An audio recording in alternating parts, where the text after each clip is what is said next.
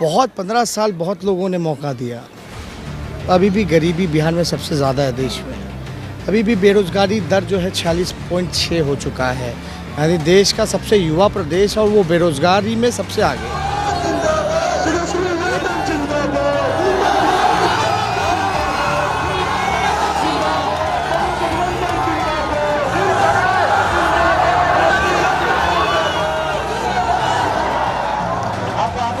जो पलायन कहते थे हम रोकेंगे सरकार में आएंगे, 15 साल में पलायन बल्कि और बढ़ गया है। यानी बिहार का हर दूसरा परिवार पलायन कर रहा है। अब आप लोग से ही पूछिए, रोज़गार नहीं मिलेगा तो क्या करेंगे, कहाँ जाएंगे? मजदूरों की स्थिति आपने देखी ना, कैसे सरकार ने मुंह फेर लिया। इस बार बिहार ने मुद्दा एजेंडा जो है गरीब, किसान, मजदूर, बेरोजगारी, नौजवान का रखा है, कारखानों का रखा है, नौकरियों का रखा है।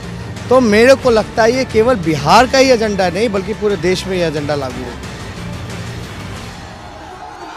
तो अभी तक जो लड़ाई एनडीए के लिए एक तरह का वॉकओवर बताया जा रहा था, अब तेजस्वी यादव की रैलियों में लाखों लोग जो नारेबाजी कर रहे हैं, आ रहे हैं। खासकर नौकरियों का जो उनका वादा है, उसने जो एक अलग तरह का एक फैसिनेशन, एक अट्रैक्शन उनकी रैलियों में जो पैदा किया है, उसके मद्देनज़र ऐसा लग रहा है कि ये खेल अब पूरे तरीके से बदलता हुआ नज़र आ रहा है, या फिर जिस परिवर्तन की बात बार बार कही जाती रही है। और इस वक्त भी तेजस्वी यादव हमारे साथ मौजूद हैं। हम यहाँ पर पटना के पास हिलशा इलाके में यहाँ हैं, जहाँ वो अपने एक कैंडिडेट का प्रचार करने के लिए आए हैं। और छोड़ दो कोई बात नहीं। तो इस वक्त आप देख सकते हैं कि बहुत मुश्किल है उनसे बात करना, क्योंकि ये जो फैंस हैं उनके चाहने वाले, उनके बीच यहाँ बात करना बहुत मुश्किल हो रहा है। तेजस्वी जी, सबसे पहले तो ये बताइए कि ये तमाम जो हैं वोटर्स हैं या दर्शक हैं? देखिए साहब, वोटर्स हैं, लोगों में गुस्सा बहुत है। आप गुस्सा कहना ठीक शायद नहीं भी रहेगा, हो सकता है ये नफ़रत हो मौजूदा सरकार से, और लोगों की उम्मीदें और आशाएं हैं जो हम लोगों ने विकल्प दिया है। तो ये जो नौजवान हो या कोई भी जात के हैं, मतलब ऐसा नहीं कि पर्टिकुलर फलना एक वर्ग का लोग है या एक समाज का है, हर कोई लोग है, हर जात के लोग हैं, हर धर्म के लोग यहाँ आए हैं, हर वर्ग के लोग हैं, बुजुर्ग भी हैं, महिलाएं भी हैं, हर तरह के लोग जो हैं आ रहे हैं। देखिए, बहुत 15 साल बहुत लोगों ने मौका दिया। अभी भी गरीबी बिहार में सबसे ज़्यादा है देश में। अभी भी बेरोज़गारी दर जो है 46.6 हो चुका है, यानी देश का सबसे युवा प्रदेश और वो बेरोज़गारी में सबसे आगे। शिक्षा पूरी तरीके से चौपट हो गया। अस्पताल की बदहाली आप लोगों ने भी देखा, कोरोना के टाइम में भी देखा, चमकी बुखार के समय में भी आप लोगों ने देखा क्या स्थिति है। पलायन बहुत बड़ा मसला है।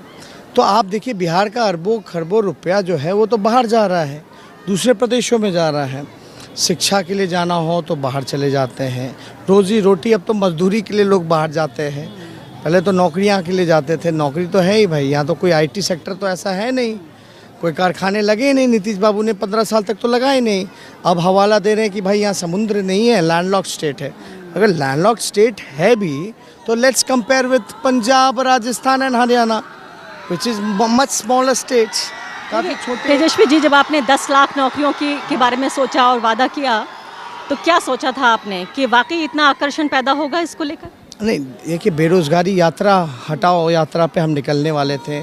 3 जिलों में हमने सभाएं की, उस समय भी भारी समर्थन लोगों का मिला था इस मुद्दे को लेकर के, लेकिन लॉकडाउन हो गया, उस वजह से हम यात्रा पूरा कंप्लीट नहीं कर पाए।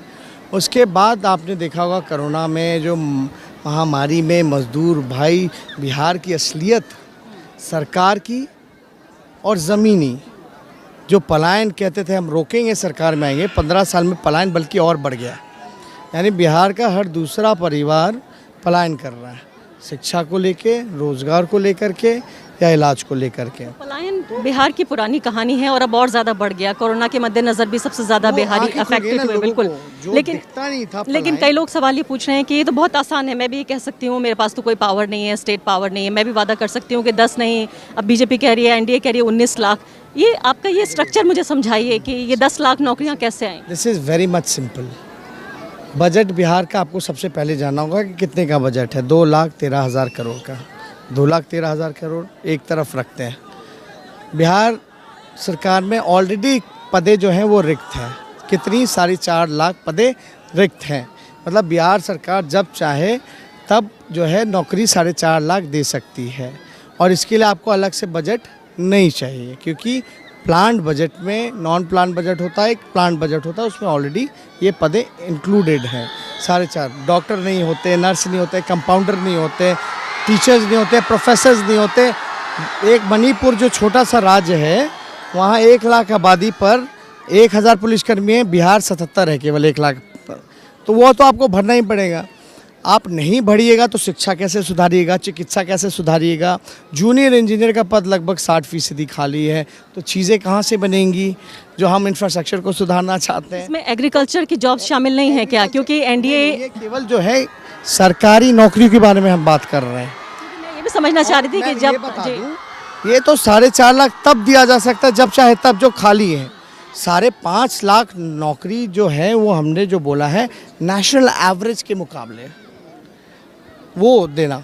तो बिहार का बजट हमने बोला 2,13,000 करोड़।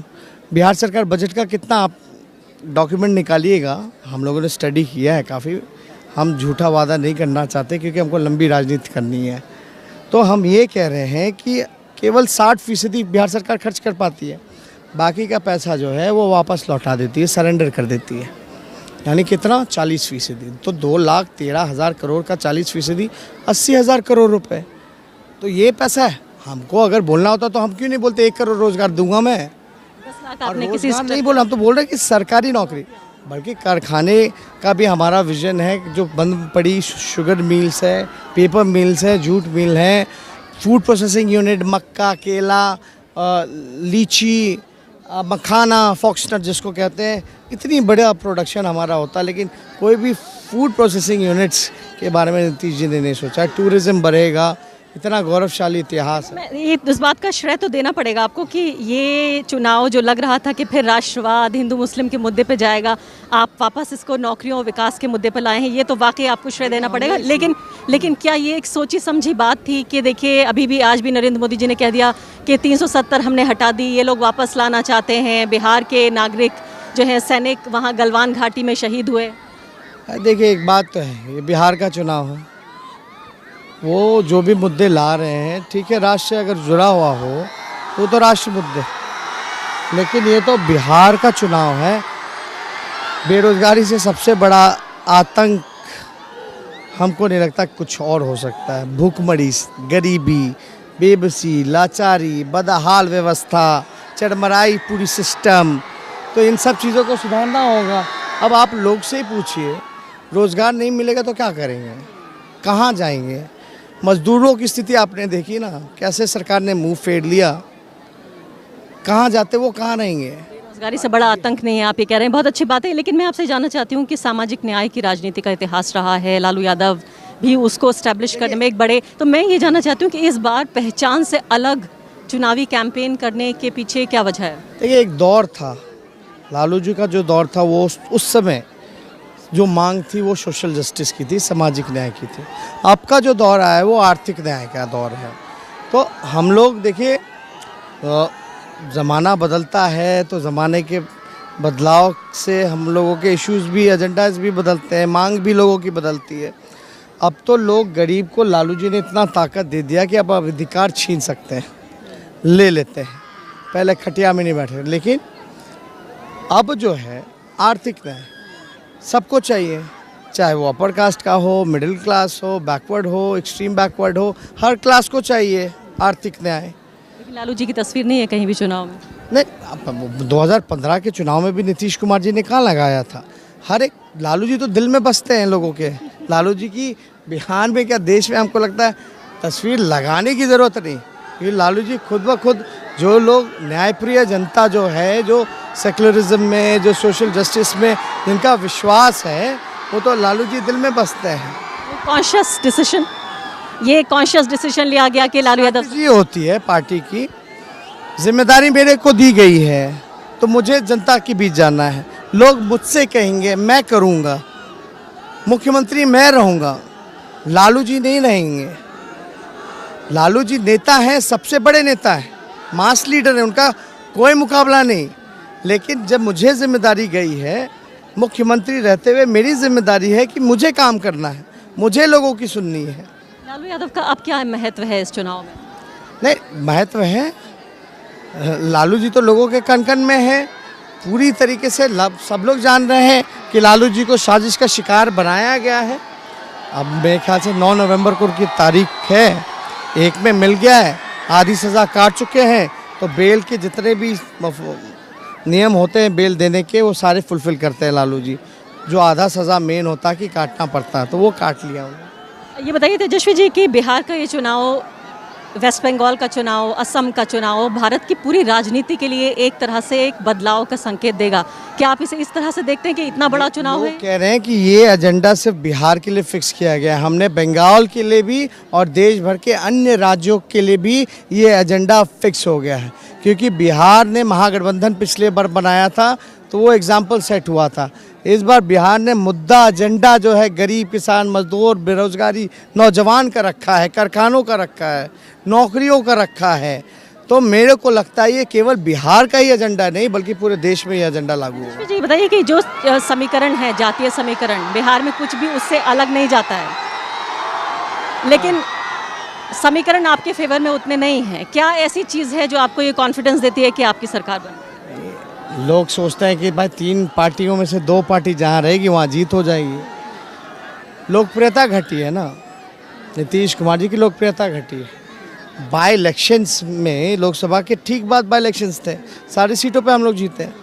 खाता नहीं खुला बीजेपी का, नीतीश जी का कुछ प्रशासन द्वारा थोड़ा हस्तक्षेप हुआ तो एक आध सीट उन्होंने अपनी निकलवाई, लेकिन सारे कैलकुलेशन उस समय भी दुरुस्त थे। अब जब मुद्दे की बात हो रही है जहाँ नीतीश कुमार जी के पास कोई जवाब नहीं बन पा रहा, अब तो देखते हैं एकदम पर्सनल अटैक कर रहे हैं मेरे पे, कहाँ जाता है, कहाँ रहता है, मतलब इस तरह की बातों पे नीतीश जी। शिकायत आम जनता को ये भी है कि आप 5 साल में उतने नजर नहीं आए। चुनाव के वक्त जरूर आप उस शिकायत को दूर कर रहे हैं, लेकिन आप एब्सेंट। ये प्रोपेगेंडा है, जनता का नहीं है। ये एक प्रोपेगेंडा विरोधियों द्वारा जो है वो साजिश रच करके इन लोगों ने फैलाने का काम किया। अब लॉकडाउन का हवाला देते हैं, भाई मेरे जैसे तो लाखों लोग फंसे हुए थे और हम लॉकडाउन के पीरियड के बीच में ही आए थे। आते ही सबसे पहले हम जनता के बीच गए। मुख्यमंत्री कब निकले? हमारे हस्तक्षेप करने के बाद बाढ़, कोरोना साथ आया था। हम बोलते रहे आपके पास तो हेलीकॉप्टर, निकल तो जाओ, एरियल सर्वे तो कर लो कम से कम। उसके बाद दिखावटी निकले। अब देख ले, कोरोना तो उस समय भी था, अभी भी था। अब क्यों नीतीश कुमार नहीं निकल रहे? अब एक सवाल कहते जो जहाँ है वहीं रहो। एक सवाल जो मैं सड़कों पे लोगों से बातचीत कर रही थी, आम नागरिकों से, वो कह रहे थे कि हम जो 15 साल पहले का जो एक राज था उसमें जो रंगदारी और उसमें जो एक लॉलेसनेस जो थी वो हमें अभी भी याद आती है। आप अपने जनता से क्या कहना चाहते हैं, उसी वोटर से आप क्या कहना चाहते हैं कि वो दौर वापस आएगा क्या? देखिए, एक प्रोपेगेंडा, एक perception. When we should talk about crime, law and order, तो एक डेटा होना चाहिए जिस पे हम कंपेयर कर सकें। तो एनसीआरबी का डेटा ये कहता है, हम भी 18 महीने थे सरकार में, हमारे 18 महीने की जिक्र क्यों नहीं करते नीतीश कुमार जी? जब मुख्यमंत्री तो मेरे को बनना है, हम तो डिप्टी सीएम रह चुके हैं। कोई भ्रष्टाचार का एक बात बता दो 18 महीने वाले कार्यकाल में मेरे, कुछ तो निकालिए, कुछ तो कमी उसमें से, उस पर क्यों नहीं बहस करते हैं? तो नीतीश कुमार जी अब क्या वो कह रहे हैं जो लालू जी के घुटने पे गिर के गठबंधन बनाया था, क्यों साथ लिया लालू जी का फिर? तो ये प्रोपेगेंडा अब चलने वाला नहीं। हाँ, लेकिन एक बात है, आप गोपालगंज चले जाओ, अमरेंद्र पांडे जैसे लोग, मंजू वर्मा जैसे लोग, जो बालिका गृह मुजफ्फरपुर में, तो इनको तो लगातार संरक्षण दिया है। अब फिर तय हो गया कि ये संरक्षण दे रहे थे, जिसकी लड़ाई हम लोगों ने जंतर मंतर तक लड़ी, लेकिन ये भी नहीं। लेकिन 1 लाख आबादी पे 77 पुलिसकर्मी वाले होंगे तो क्या कर लेंगे? तो रोजगार तो नरेंद्र मोदी जी की लोकप्रियता से आपको कोई डर नहीं है कि वो आते हैं, लोग छा जाती हैं? देश के प्रधानमंत्री हैं, आते जाते रहे, कोई दिक्कत नहीं है, लेकिन कम से कम बताएं ना, नीति आयोग का रिपोर्ट तो बताएं क्यों फिसड्डी रहा बिहार। उनके आने से चुनाव बदलेगा नहीं? वो तो बोले भाई सुशील मोदी जी ने क्या काम किया, सुशील मोदी जी का हिसाब किताब देना जरा। अच्छा, आखिरी सवाल चिराग पासवान को लेके मैं आपसे पूछना चाहती हूँ कि उनकी इस चुनाव में उन्हें कहाँ प्लेस कर रहे हैं आप? देखिए, स्पष्ट हो चुका है उनके साथ नीतीश जी ने ठीक नहीं किया और वो बार बार ये कहते हैं कि वो बीजेपी के साथ हैं। तो जब बीजेपी के साथ हैं तो बात ही ख़त्म हो गई। शुक्रिया बहुत बहुत। तो साफ तौर पर तेजस्वी यादव की जो लोकप्रियता है वो अपनी चरम सीमा पे नज़र आ रही है। कम से कम यहाँ जो लोग उन्हें देखने के लिए आए हैं उसमें तो बात करना हमारा दूभर हो गया फ़िलहाल। और इसी भीड़ के मद्देनज़र शायद उनका जो विश्वास है, उनका जो कॉन्फिडेंस है, उसको भी हम साफ तौर पर देख सकते हैं कि उनको अब हेलीकॉप्टर में वो बैठने के लिए जा रहे हैं और बड़ी तादाद में लोग अभी भी नारेबाजी यहाँ करते हुए नज़र आ रहे हैं।